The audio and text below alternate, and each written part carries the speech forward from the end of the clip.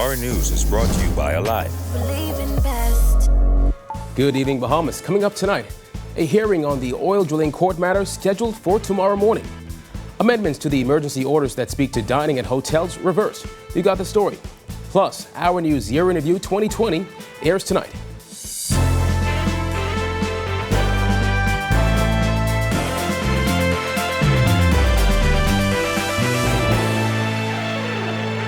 Welcome to Our News, and thank you for joining us. I'm Kyle Joaquin.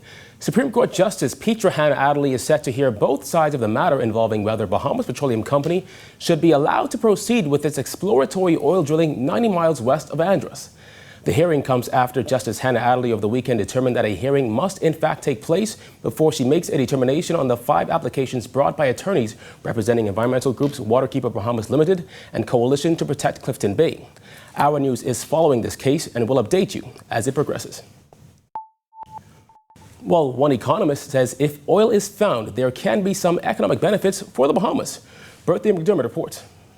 Principal of Sumner Strategic Partners Edison Sumner says while concerns raised by environmentalists over exploratory oil drilling shouldn't be ignored, if oil is found in the Bahamas, it could lead to temporary benefits for the economy. If oil is found, then it could be a game changer for the country for a period of time.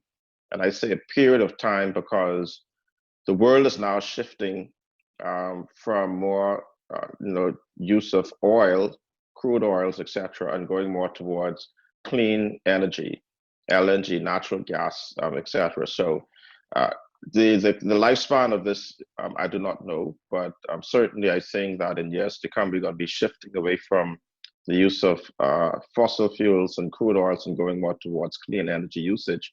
Given the state of the economy, Sumner said anything that could bring jobs and revenue should be considered. 1 week ago, the Bahamas Petroleum Company began its exploratory oil drilling in the Bahamas. Environmentalists have expressed outrage over the matter, with Bahamas National Trust Executive Director Eric Carey calling it duplicitous and hypocritical. Attorney General Carl Bethel and Minister of Financial Services, Trade, Industry and Immigration Ellsworth Johnson both said it's an agreement the country cannot get out of. Sumner, who's also a member of the Economic Recovery Committee, said he found this puzzling. The fact that the government has indicated that they are locked in a deal that they find it difficult to get out of is a bit of a puzzle to me, but I was not a part of those negotiations, so I would not know the details of them. But to have entered an agreement and there is no clear termination clause or no clear exit strategy, every agreement has a way to get out of it, right? That's just the way agreements are written, and they're there for the protection of both parties or all parties to a contract. Sumner added this is something that should be approached very cautiously, noting that an oil spill could be catastrophic. He said he would like to see the same energy placed in technological advancements. If we can take that same degree of energy, the same degree of resources, and put it into our technological advancements in the country, where we're able to talk about, and not only talk, but actually begin to implement strategies and policies in establishing the Bahamas as a technology hub, Silicon Valley of the Americas. That is where I think a lot of this energy effort ought to be placed. There's a lot less risk involved. There is no or very little impact on the environment. Reporting for Our News, I'm Bertha McDermott.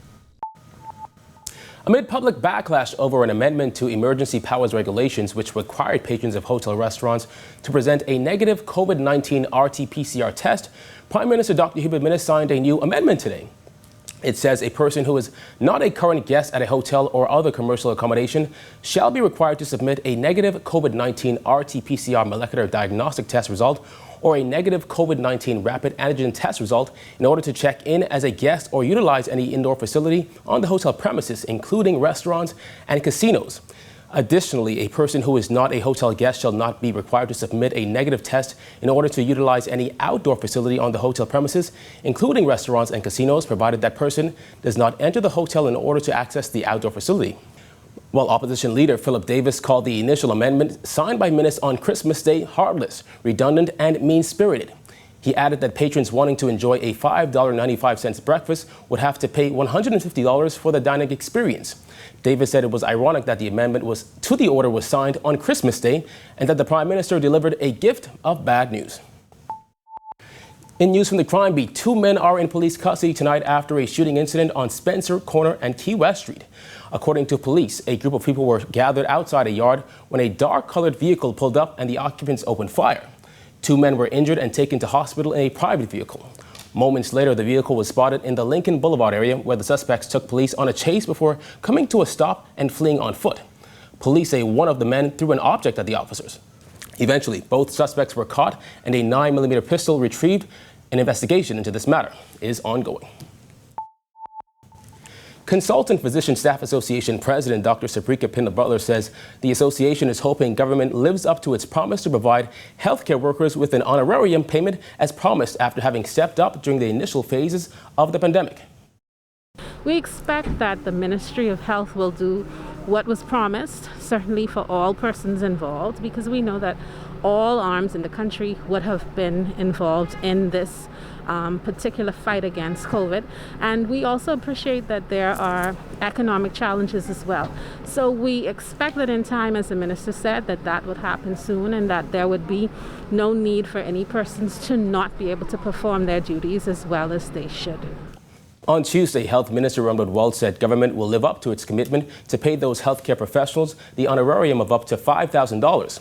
Although nurses and doctors expected their payments this month, he said government will have to determine when is the best time financially to make that payment.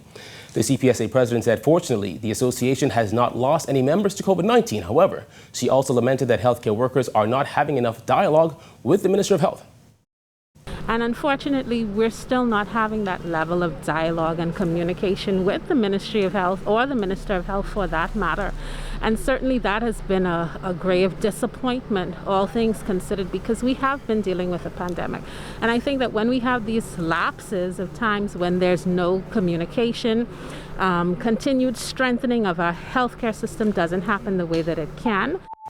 Well, nearly 2 million people have received the first dose of the COVID-19 vaccine, according to the United States Centers for Disease Control. But many people around the world are experiencing what's known as vaccine hesitancy, questioning whether or not they should take the vaccine, if given the opportunity. Well, a number of Bahamians have already expressed concern over the rapid pace the vaccines appear to be developed at and its contents. However, Director of the National HIV, AIDS, and Infectious Diseases Program, Dr. Nakia Forbes, says the Bahamas is not alone in its concerns. It's not something that's only seen in the Bahamas. So in the United States, for example, one study suggested that 50% of persons were hesitant about whether or not they would take the vaccine when it becomes available, but that number has reduced somewhat. And in a study of other countries in Latin America and the Caribbean, the percentage of people who are somewhat hesitant varies from country to country. The Bahamas, like the rest of the world, is in queue waiting on the vaccine. But as that time passes, Dr. Forbes says there are certain facts people should know about vaccines. For example, she notes one of the most common misconceptions is that Pfizer and Moderna vaccines were developed at an accelerated pace. In fact, she says the same virus technology was used during the first SARS virus outbreak in the early 2000s. What you have to know is that vaccines go through vigorous clinical trials. And there are phases of those clinical trials. And that did happen with these COVID-19 vaccines as well. So even though the timeline was faster, safety was not compromised. And all of the phases of the clinical trial, which included safety parameters, were monitored and included in these clinical trials. Still to come on Our News, after a bit of delay, a great help for residents ahead of future storms coming soon. Plus, a look back at the trying year that was 2020. Stay tuned.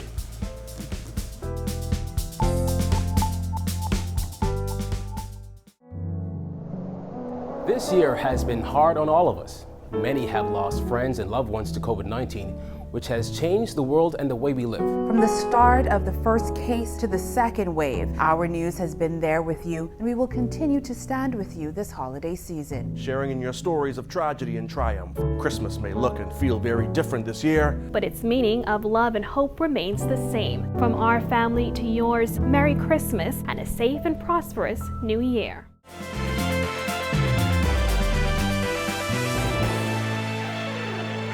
Disaster relief bunkers are set to be sent to all islands courtesy of the Head Nose Foundation, according to Director Lena Lee Brogdon, who says the importance of the bunkers became more evident following the passage of Hurricane Dorian. We are so excited for our next project that we are actually been planning for very many months now. We are going to be putting hurricane bunkers in the form of containers distributed throughout all of the family islands.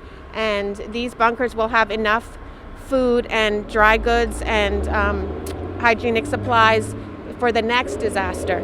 So inside this bunker we'll have enough for 300 people to last for 3 days, because the most critical time is right after a disaster, right after a hurricane, and we can't get to anybody to give them water, basics, things like that. So we're so excited. We've got containers that are being outfitted and are going to be put into the islands. That is our next big project, which is very exciting. She says the containers are currently being outfitted with disaster relief kits and are expected to be shipped out early 2021. The containers are coming in now. We're outfitting them now. We've been putting in the shelving. We've ordered the supplies. So that's going to be happening in the next few months. Chief Justice Brian Marie says he is set to begin discussions for the implementation of digital payments across the magistrates court system. Yes, we are going to discuss with Canoe going forward the extension of the e-payment solution, and we'll have to see how that goes. But logically, it makes perfect sense once we roll out this software package and we have it working properly and efficiently to look at how we can leverage that package, that software, in order to help us in other areas with regard to the payment of fines and other e-payments which are involved in the magistrates court system. The government signed a 3-year contract with Canoe Pays for the implementation of an e-payment system within the family courts last week. The government will pay $25,000 annually for 2 of the 3 years. Marie says they started out with family courts because it was one of their biggest issues.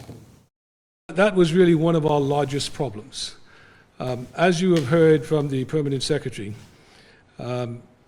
there have been issues with regard to processing these payments in the family court. I'm pleased that we have with us today the magistrate in the family court, Magistrate Sandra D. Gardner, and we also have, as the registrar indicated, the chief magistrate. They have been on the front line in trying to manage the volume and the difficulties with processing all these payments to make sure that persons get their money in time or within a reasonable period of time. So it was a major friction point for us in the magistrates court. When our news comes back from the break, one creative goes from crisis to creativity and a look back at a year we will never forget. Stay tuned.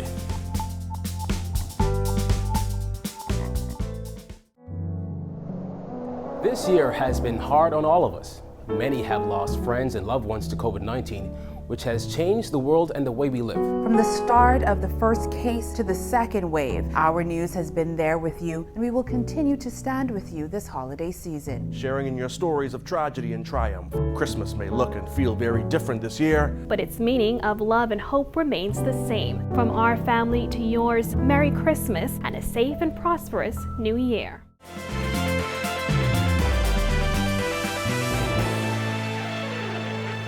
When mask mandates began popping up around the world and here at home, one Bahamian decided to put her skills where her creativity was. Christina Dragovich talks business with a chief crafter. From glistening Christmas trees to proud flamingos and candy stripes, there's a mask for every style. Chief crafter at By Shiso Major, Charisse Major, creates custom, festive, and functional masks in a one-woman operation that has taken off. If we're going to wear these masks, we have to make it fun, we have to make it different, and we don't want to recycle the same mask every week, every month. And so I thought of the cool marketing idea of let's just, go with themed masks. So that's where the Halloween came from. That's where Thanksgiving collection as well as the Christmas collection came about. But it isn't all about the fun and fashionable prints. Major says she turned a challenge at the start of the pandemic into an opportunity. My face is so small, it did not fit, it could not fit in all of the subsequent masks that I bought, they just couldn't fit. So I also decided during the pandemic to buy a sewing machine because it's something that I did when I was a child and I had been meaning to just buy one and just create some things just because. Major says she feels a connection to each of her crafts and has even woven her love for travel into the masks she creates. And the funny thing about it is I'm a hoarder. So during my travels around the world, I have collected fabric. I started to collect fabric from South Africa, Kenya, Namibia, all of these places that I traveled to. So I just had a stash, definitely from my hands to their faces. Since the first masks launched, word of mouth spread like wildfire. Just how far? World, I'm thinking the furthest it has made it is probably London or Canada, because a few Bahamians, they were traveling there and they had friends who wanted some, they took some, and then I shipped some to the US as well as to Canada. So they're traveling around the world. Now people are buying masks for every occasion, getting matching masks for friends and family, making bulk and custom orders. It's something Major says she never would have imagined, but was grateful to turn a crisis into an opportunity. For me, I never thought I would be sewing hundreds of masks. That's just not something that I ever wanted to do or dreamed of, but I'm enjoying the process. I actually love it. It's kind of my version of self-care. If you ever wanted to start something, Major says her best advice is to just do it. You can find Major's mask creations at by Shiso Major on Instagram. For Our News, I'm Christina Dragovich. After nearly a year in limbo, one lucky winner has finally received her prize. Earlier this year, Nikita Boleg won the HBO Watchman promotion. She recalled how she nearly missed her name being called and the excitement when she realized she actually won. Before the end of the movie, I was telling my nephew, I was like, okay, we don't actually have to stay, and I don't think that they're actually going to miss us, so we could just sneak out. And while we were about to sneak out, he was like, Auntie Kita, your name is on the board. I was like, yeah, they're probably just showing everyone who is actually here. So he was like, no, it's saying that you're the winner. I was like, it can't be. And when I turned around, it was like, oh. So I had to go to everyone. I was like, I'm the lady that was sneaking out, but I think I just won the prize. So I was very shocked, but very happy. The $2,000 trip to LA to visit HBO studios courtesy of Rev was put off because of the pandemic. Nonetheless, Boleg was showered with gifts which she said she appreciated. All of the quarantine thing going on, I actually forgot about it. And then when it came about again, I was like, oh my God, maybe I can go next year. But then, we aren't able to go, but they made it very well. And I'm very thankful and very appreciative. In my bedroom, on my wall. Yes, that's going to be my mini theater. Senior Public Relations Coordinator Davriel Burrows said although the pandemic threw off the original prize plans, the company was still able to put together a great prize package. Over the course of the year, we kept trying to see, how long this was going to last. Maybe we could send her, maybe we could do some sort of staycation, some sort of alternative. So this is probably our 10th plan that we came up with, but this year is all about being flexible. So we partnered with HBO to give her $2,000 in cash, as well as a 50-inch flat screen TV, as well as a voucher for $456, which is a year's cable subscription. So I think it's going to be a very Merry Christmas for Nikita, courtesy of Rev, and of course our huge partner, HBO. It's time to take a look back at the year of 2020. That's coming up when Our News returns.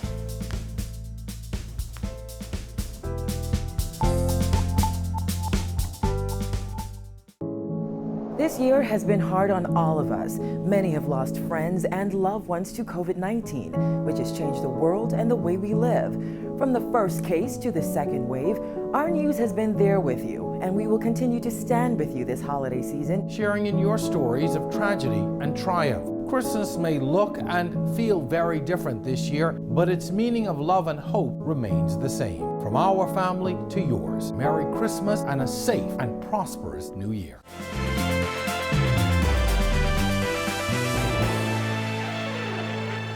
There may be no Junkanoo parade this year, but one Junkanoo leader says that doesn't mean you can't celebrate. Leader of Barabbas and the Tribe, Quentin Barabbas Woodside, says Junkanoo lovers can still celebrate at home. Around the Bahamas, we want every Junkanoo to just, whatever instrument you have, or just give God thanks. Just give God thanks. So just come outside, ring your bell, and this is the time when if you're not allowed to get in the volley boys and the Saxons, because if you ain't good, they putting you out. You can't join. So this is the time everybody could be a part of it. Everybody. I see my mom, she'll come and she ring the bell. We can have a great, listen, even though we're not going to Bay Street, but let's bring Bay Street to us. Let's keep our culture alive. We ain't going to Bay Street, but bring Bay Street to us. There's nothing gonna stop us. We're doing God work. Even if you have a guitar, you play a guitar, your piano, it's time to carry Junkanoo to another level. This is the time. And video yourself and share it to the world. Last month, the Ministry of Youth, Sports and Culture announced that the National Junkanoo Parades for the 2020-2021 season, inclusive of the New Providence Annual Boxing Day and New Year's Day Junkanoo Parades, and all parades normally hosted on the Family Islands, have been postponed until or unless it is safe for group gatherings. The ministry said it acted on the advice of the Ministry of Health's COVID-19 Emergency Operations Center. By memorandum dated 9th of October 2020, is that the Junkanoo preparation and parades are super spreader events. Woodside says the move is understandable, but that Junkanooers are still crushed. People's heart is hurting. They're frustrated. They don't know what to do. It's unbelievable because we didn't expect this, but you have to put your mind to it. Well, 2020 has certainly been one for the books, from the COVID-19 pandemic to concerns over exploratory oil drilling. We have endured a lot this year, and Our News was there with you every step of the way. Join us immediately after this broadcast for Our News Year Interview 2020 as Vonnig Toot and the entire Our News team takes a look back at the year that was. And thank you for joining us for Our News tonight. On behalf of the entire team, I'm Kyle Joaquin. Stay tuned. Our News Year Interview is up next.